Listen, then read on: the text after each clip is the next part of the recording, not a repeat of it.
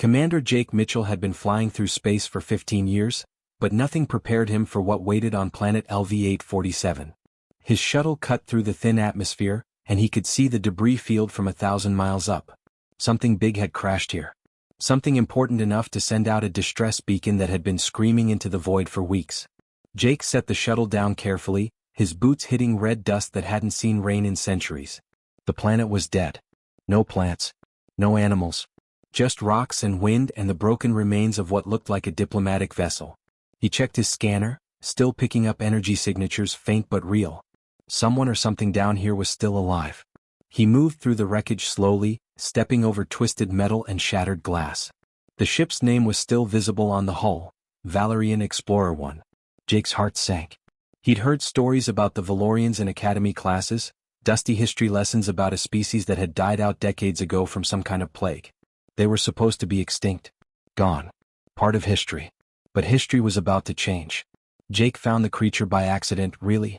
He was moving past a toppled cargo container when he heard it, a sound so small and desperate it barely registered as real.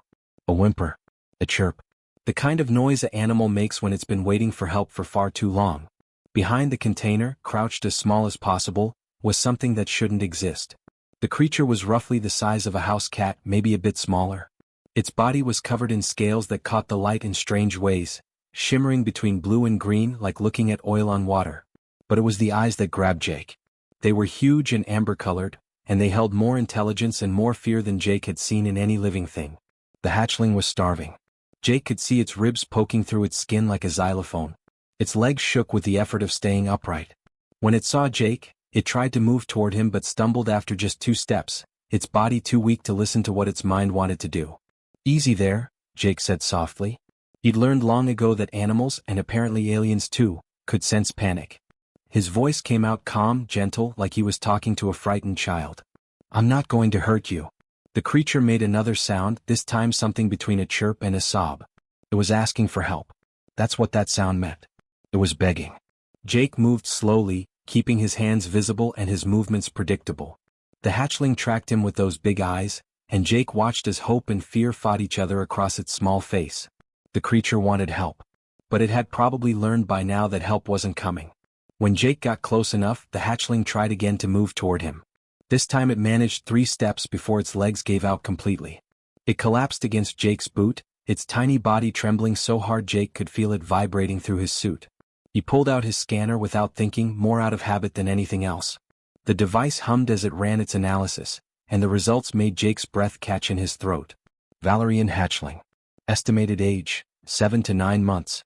Condition, severe malnutrition. Species classification, extinct. Extinct. That one word hung in the air between them. Jake knew what he was supposed to do. Protocol was clear. Unknown alien life form equals quarantine equals scientific study or termination. No exceptions. No room for feeling. The rules existed for a reason, to keep human colonies safe from unknown threats. He'd read them 100 times. He'd even taught them to new recruits.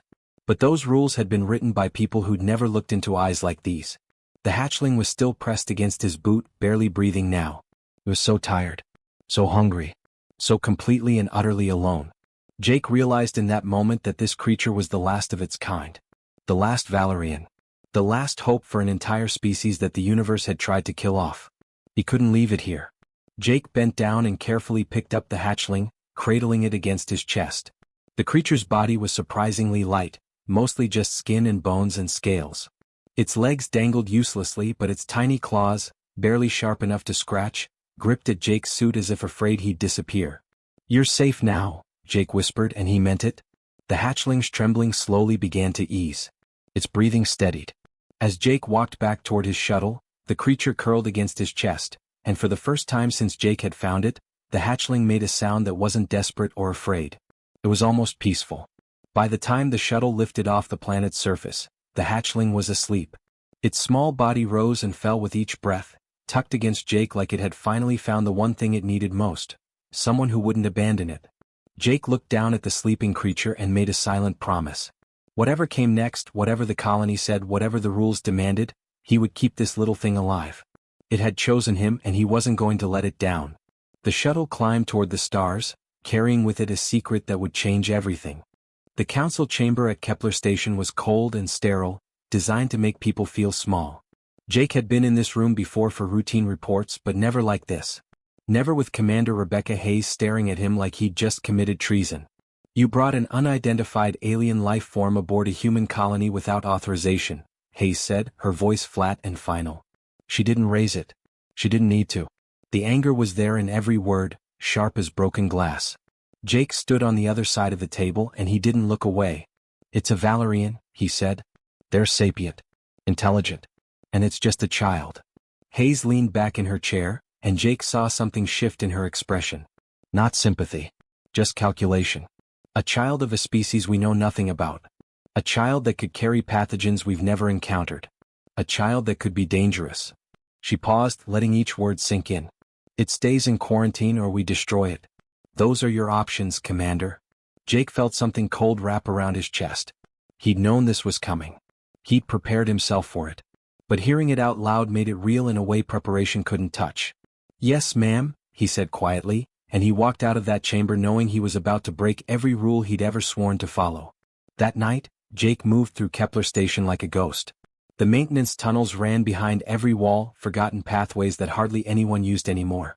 He knew them because he'd studied the station's blueprints obsessively for the past 18 hours. He knew exactly where to go and how to get there without being seen. The creature, he'd started calling him Vex during the long flight back, was in a sealed container in the medical bay. Jake had to bypass 3 security locks using codes he wasn't supposed to have access to. His hands shook as he worked. This was it. The moment where he stopped being a loyal commander and became a criminal. When he opened the container, Vex made a sound of pure joy and scrambled toward him, his small body moving faster than Jake had ever seen it move. The hatchling threw himself at Jake with the kind of desperation that only came from thinking you'd been abandoned forever. Jake wrapped him in a blanket and carried him through those maintenance tunnels to his quarters.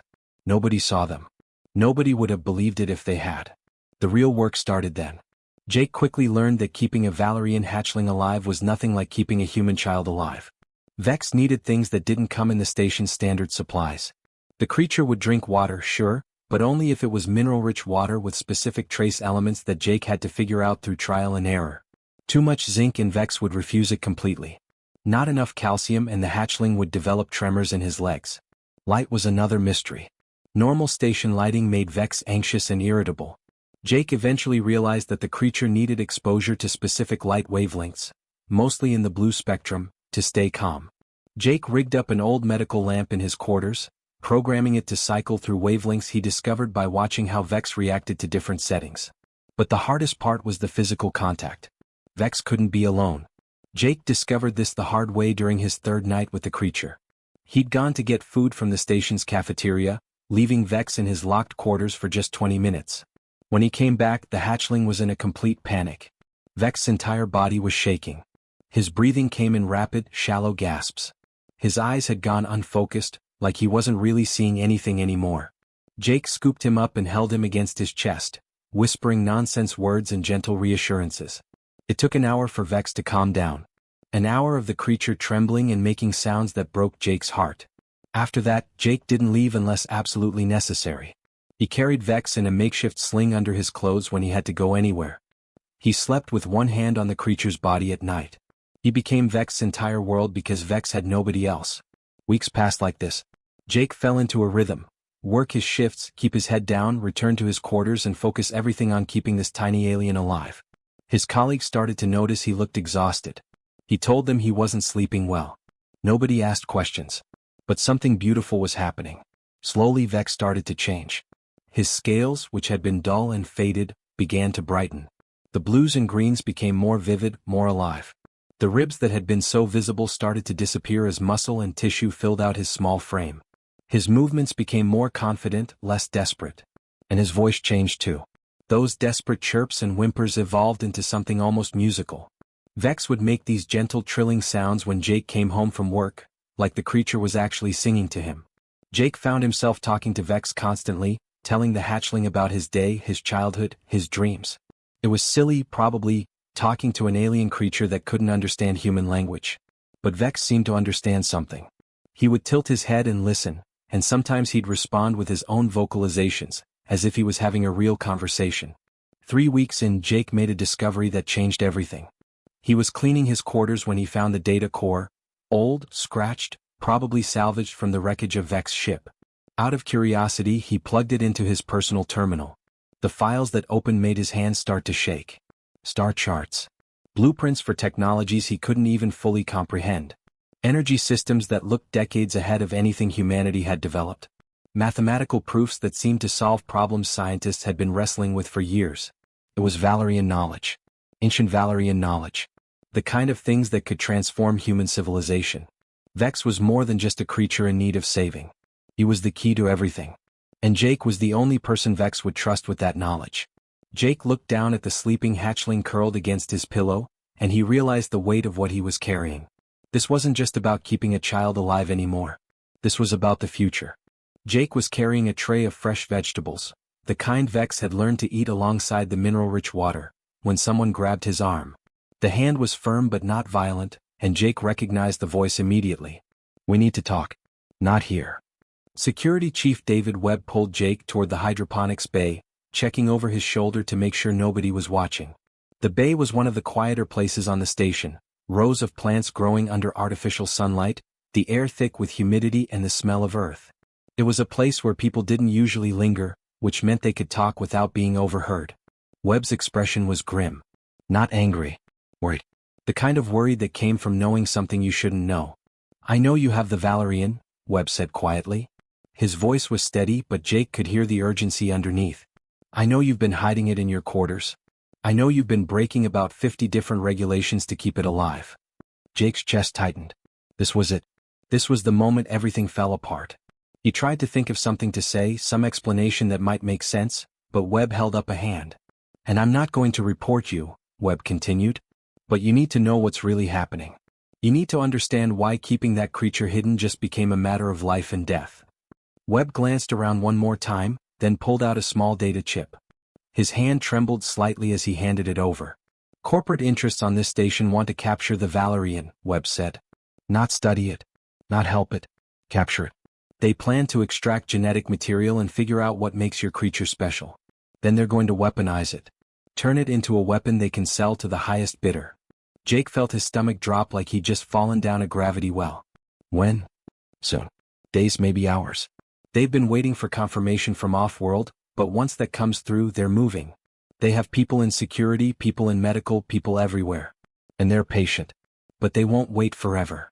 Webb's jaw clenched. "You need to read what's on that chip. You need to understand what you're really protecting." That night, alone in his quarters with Vex sleeping peacefully beside him, Jake plugged the data chip into his terminal and started reading. What he found made his blood run cold. The files were classified. Deep classified. The kind of information that governments buried because it changed how people understood the universe. The Valorians weren't extinct from plague. That was a lie. A convenient story that made people stop asking questions. The truth was worse. Much worse. The Valorians had been hunted. Systematically hunted across multiple star systems by a civilization called the Corvan Empire. The Corvan weren't explorers or traders. They were conquerors. They moved through space like a plague, finding species they deemed threats, and they eliminated those threats completely. No mercy. No negotiation. Just extinction. The Valorians had tried to fight back. The files included fragments of historical records showing desperate battles, advanced technology being deployed in last stands that ultimately failed. The Corvan were stronger, more numerous, more ruthless. The Valorians lost. And now, according to the files, the Corvan had turned their attention to human space. Over the last 5 years, colony ships had been disappearing. First 1 or 2 which people blamed on mechanical failure or solar radiation. Then more. Whole fleets vanishing in the outer reaches. The official reports called it mysterious. The truth was scarier. The Corvan were coming. Jake read about their military tactics, their ships, their weapons. They were decades ahead of humanity technologically. If they decided to invade human space completely, the colonies wouldn't stand a chance. Humanity would be swept away like dust. But there was something else in the files. Something that made Jake understand why Webb had given him this information. Something that explained why having Vex wasn't just important, it was essential. The Valorians had developed defense systems. Weapons designed specifically to counter Corvan technology. Ancient systems scattered throughout Valerian space, activated through biological neural interfaces that only worked for Valorians. The technology was so advanced that human scientists were still trying to understand how it functioned, and they'd never fully mapped it. But Vex carried that knowledge. Not in a way he could explain with words, but in his DNA, in his instincts, in the deep genetic memory that every Valorian carried from birth. If Vex could be trained, if his instinctive understanding of those systems could be accessed, he might be the only weapon humanity had against the Corvin. That's why the corporations wanted him. Not to study. Not to cure some disease or understand alien biology. They wanted him because he was the key to a technology that could be sold, controlled, and used for profit. They wanted to dissect him like a machine and extract his secrets. Jake looked down at Vex, sleeping peacefully with one small claw wrapped around Jake's finger. The hatchling trusted him completely. Vex had chosen Jake as his protector, his family, his entire world. And now Jake understood that Vex wasn't just a hungry child who needed saving. Vex was the last hope for humanity's survival. Jake set up a new area in his quarters that night. Using the old Valorian data and the information from Webb's files, he started to design something new. Not a cage or a containment unit, but a training space. A place where Vex could begin to access the knowledge locked deep in his genetic code. It was dangerous. If the corporations discovered what Jake was doing, they wouldn't just take Vex. They'd take Jake too, and everything he'd learned about Valorian technology would be lost. But it was necessary. Jake worked through the night, his fingers flying across the terminal, pulling together fragments of technology and ancient knowledge. Vex woke at one point and made a soft sound of concern as if sensing Jake's stress. Jake picked up the hatchling and held him close. "I'm going to teach you," Jake whispered. "I'm going to help you remember what your people knew. And then when they come, you're going to be ready." Vex made a gentle trilling sound and settled back against Jake's chest. The real training was about to begin. Dr. Elena Rodriguez had seen a lot of strange things in her career as Kepler Station's chief xenobiologist. She'd studied bacterial cultures from 17 different planets. She'd analyzed tissue samples from creatures that shouldn't exist according to every textbook she'd ever read. But nothing had prepared her for what she was seeing in Jake's quarters. "His species was telepathic?" she whispered, her eyes fixed on the scanner readings displayed across her handheld device. The numbers didn't make sense. They shouldn't exist.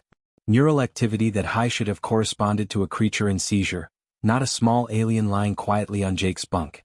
Vex lay there with Jake's hand resting gently on his neck, but even with that contact, the hatchling was trembling.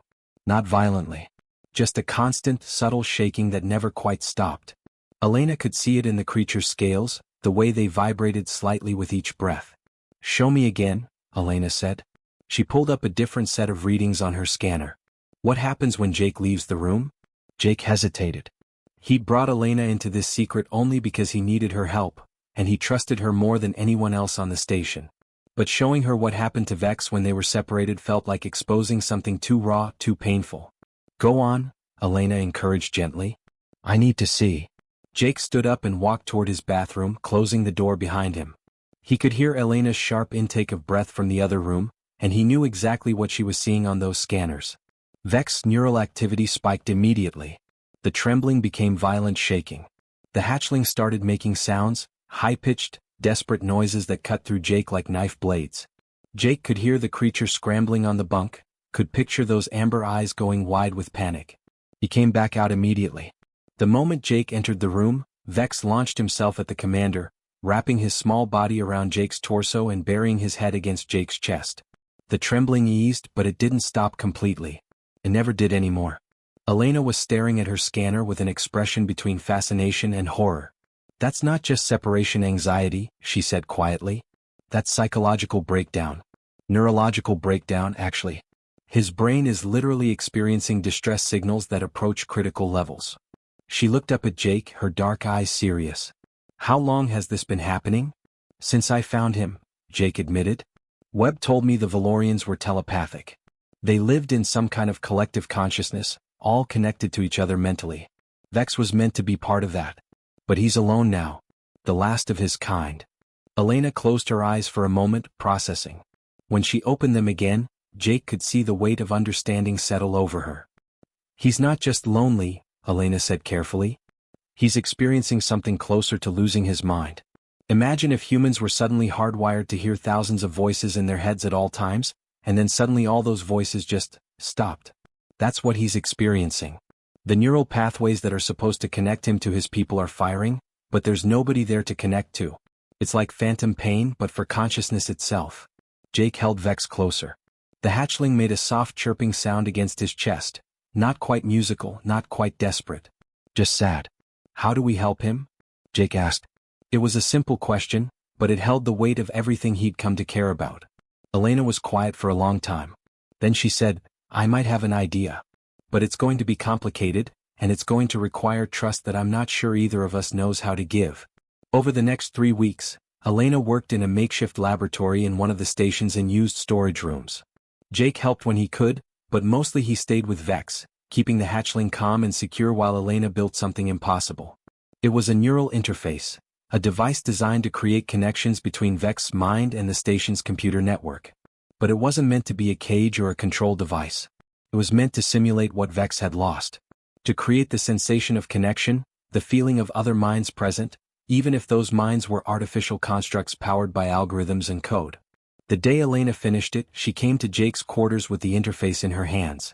It looked delicate, almost fragile, a crown of thin wires and crystalline components that seemed to glow with their own internal light. This is going to hurt, Elena said bluntly. Not physically, but psychologically. We're going to open Vex's mind to something completely new. He might panic. He might reject it. Or it might be the only thing that saves his sanity.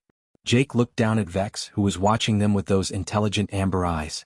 The hatchling had learned to read human expressions over the weeks. He could sense that something important was about to happen. It's okay, Jake whispered to the creature.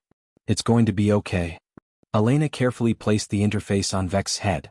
The wires settled into place with a soft humming sound, and for a moment nothing happened.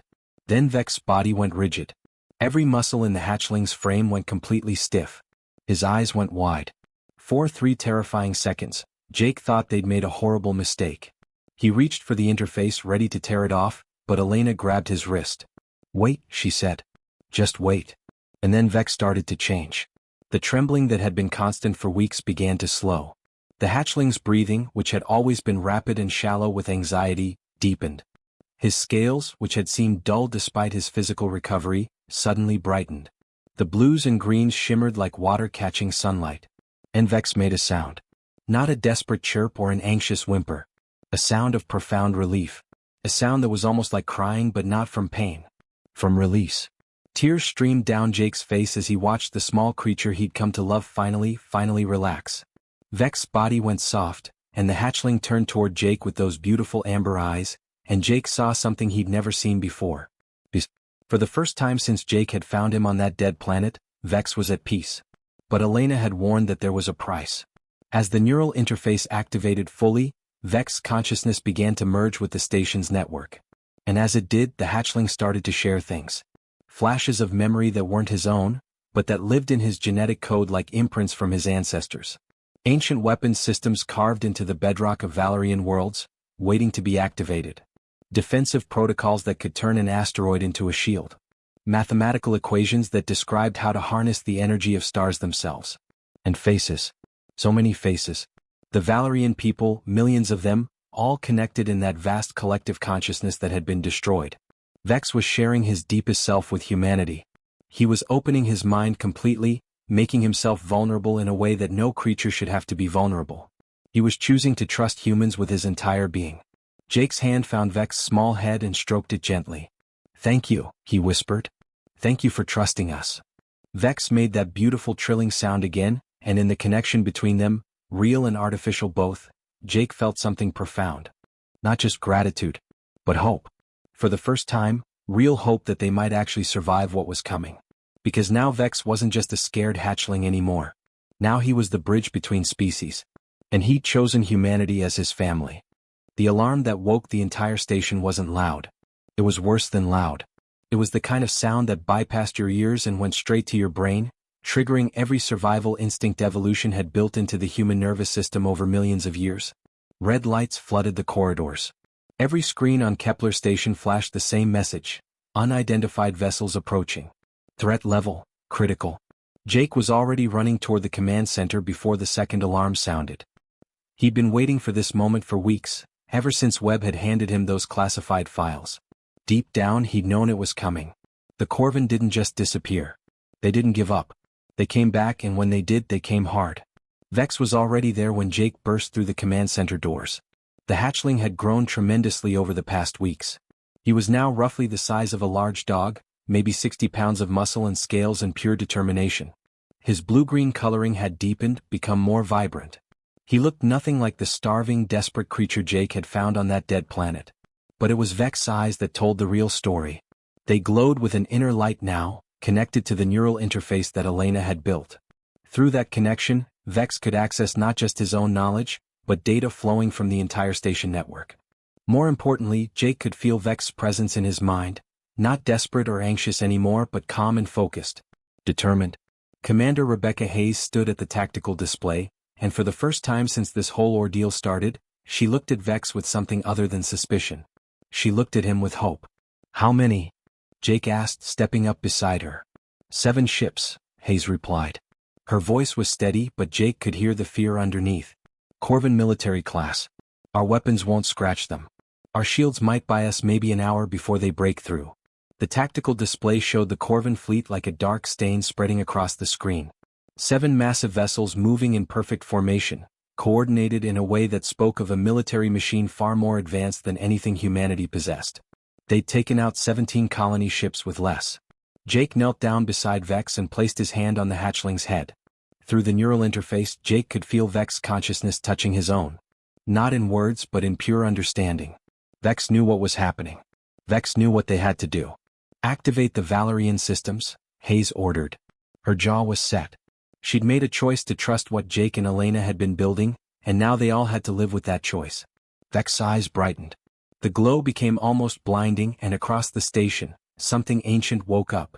Deep beneath Kepler Station, in chambers that had been sealed and dormant for 100 years, Valerian technology began to hum. It wasn't human technology. It didn't work by human logic or human engineering principles. It worked on something deeper, something that resonated with Vex's very DNA. The first thing that activated were the defense grids. Ancient energy barriers, invisible to the naked eye, began to form around the station. Not like human shields, which worked through force and resistance. These worked differently. They didn't stop the Corvin weapons so much as redirect them, turn their own power back against them. Then came the weapons systems. The tactical display lit up as dormant cannons emerged from hidden depths beneath the station's surface. Weapons designed by a civilization that had learned to fight the Corvin centuries ago. Weapons that understood Corvin ship design, Corvin tactics, Corvin weak points. Energy weapons that moved in ways Corvin point defense systems weren't designed to handle. Jake watched as Vex stood in the center of the command center, absolutely still, absolutely focused. The hatchling's small body trembled slightly, but not from fear. From concentration. From the massive effort of channeling knowledge that lived in his genetic code, translating it into actions his human allies could take. Firing sequence initiated, Elena called out from her station. She'd positioned herself at the weapons controls, her fingers flying across the interface. But she was only pulling the trigger. Vex was telling her where to aim. The Corvin fleet attacked with overwhelming force. Their weapons lit up the space around Kepler Station like a violent star being born. But instead of hitting the station, the Corvin weapons slammed into the Valerian defense grids and bounced back. 2 of the Corvin ships took hits from their own weapons and sparked with explosions. The Valerian weapons systems responded. Ancient technology that had been sleeping for centuries answered Vex's call, and they answered with terrible precision. Energy beams carved through the Corvin formation. Directed pulses of pure power targeted ship engines and weapon systems with an accuracy that no human weapon could achieve. It wasn't a battle. It was a reckoning. The Corvin ships tried to adapt. They tried new tactics, different attack patterns, but every move they made was something Vex people had faced before. Every weapon they deployed was something the Valerian systems knew how to counter. And beneath it all, Vex stood in that command center, a small creature with the weight of his entire extinct civilization flowing through him, fighting the enemies who tried to kill his species. In less than an hour it was over. The last Corvin ship broke formation and jumped to hyperspace, leaving its crippled sister vessels behind. The remaining Corvin vessels attempted to follow, but the Valerian weapons had damaged their jump drives. They floated in space like broken toys, powerless and defeated. Hayes let out a breath she must have been holding for the entire battle. "Stand down weapons," she ordered quietly. "All hands, this is the commander. The threat has been neutralized." The red light stopped flashing. The alarms cut off. For a moment, the command center was almost silent except for the soft humming of the Valerian systems beginning to power down, their ancient rage finally satisfied. Jake walked to the observation deck and Vex followed him. Together, they stood looking out at the wreckage of the Corvan fleet. Ships that had been designed to conquer, reduced to floating debris. An empire that had destroyed civilizations with casual efficiency had just been stopped by a child and a human who'd learned to trust each other. Hayes found them there, standing in the soft glow of the starfield. For a long moment she didn't say anything. She just looked at Vex, then at Jake, and Jake could see something change in her expression. Not just acceptance. Understanding. The understanding that sometimes the right choice wasn't the safest one or the most protocol-compliant one. Sometimes the right choice was to take a chance on hope. "Thank you," Hayes said simply. "Both of you." Vex turned and looked at the commander, and he made that beautiful musical sound that had become his signature. The sound of joy and relief and connection all woven together. Then the hatchling pressed against Jake's side, and Jake felt the warmth of Vex's small body against him. Jake's hand found Vex's head and stroked the glowing scales gently. The anxious hatchling who'd collapsed against Jake's boot on a dead planet, starving and desperate and alone, had just saved every human in this station. Every human in this colony. Maybe every human in known space. But more than that, Vex had saved himself. He'd moved from desperate isolation to being part of something larger. He'd gone from a creature broken by loneliness to a being who'd bridged the gap between two species. He'd chosen to trust humans when every instinct told him to fear them, and that trust had been returned 100-fold. As Jake and Vex stood together, watching the stars settle back into their normal patterns, Jake understood something fundamental. They hadn't saved Vex. Not really. Vex had saved them all. He'd given them hope when everything looked hopeless. He'd given them a connection to a technology that could protect them. He'd given them something to believe in when belief seemed impossible. And in return, Jake had given Vex the one thing the little creature needed most. He'd given him a family. He'd given him purpose.